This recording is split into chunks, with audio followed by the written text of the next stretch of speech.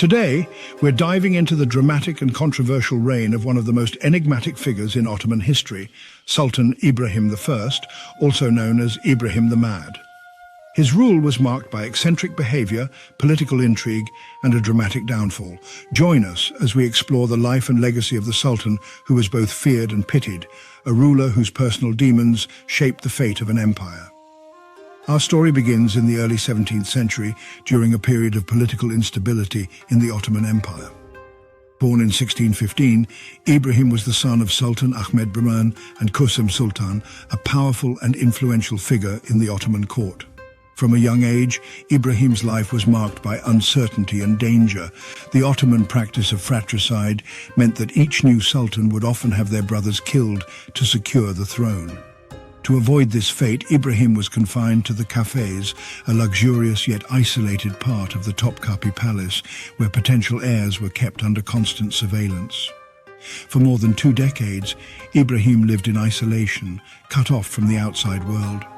During this time, he witnessed the brutal executions of his brothers, which left him traumatized and fearful for his own life. In 1640, at the age of 25, Ibrahim was unexpectedly thrust into power when his older brother, Sultan Murad IV, died without a surviving heir. Initially, Ibrahim refused to leave his chambers, fearing that he was being lured to his death. It took the combined persuasion of his mother, Kusum Sultan, and the palace officials to convince him that he was indeed the new sultan. Ibrahim's reign began under the shadow of his psychological trauma and inexperience. The early years of his rule were dominated by his mother, Kusum Sultan, who wielded significant power as the Valide Sultan, or Queen Mother. She managed the affairs of the state, making crucial decisions while Ibrahim remained more interested in personal pleasures than governance. During this time, the Ottoman Empire was in a state of relative stability, but underlying issues were brewing. However, as time passed, Ibrahim's behavior became increasingly erratic and unpredictable. He indulged in extravagant and wasteful spending, lavishing vast amounts of money on palaces, pleasure gardens, and a growing harem. His obsession with luxury led to heavy taxation, placing a severe strain on the Ottoman economy and sparking discontent among the population. Ibrahim's psychological state deteriorated further. He became known for his bizarre and often cruel behavior. One infamous episode involved ordering the execution of all 280 of his concubines, accusing them of infidelity.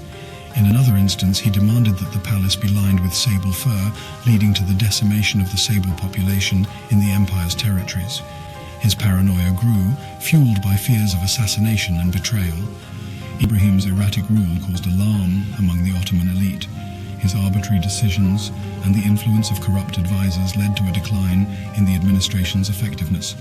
The Janissaries, the elite Ottoman troops, grew increasingly dissatisfied with his leadership. His financial recklessness and heavy taxation also alienated the merchant class and common people, creating a coalition of discontent. The breaking point came in 1648, when a major naval defeat against Venice further exposed Ibrahim's inability to lead. The loss was not just a military disaster, but a financial one, straining the empire's resources even further.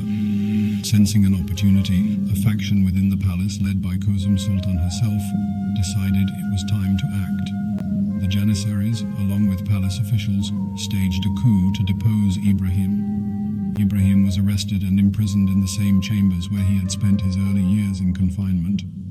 On August 18, 1648, he was executed by strangulation, ending his turbulent reign. His death marked a turning point for the Ottoman Empire, which faced continued internal and external challenges in the years that followed.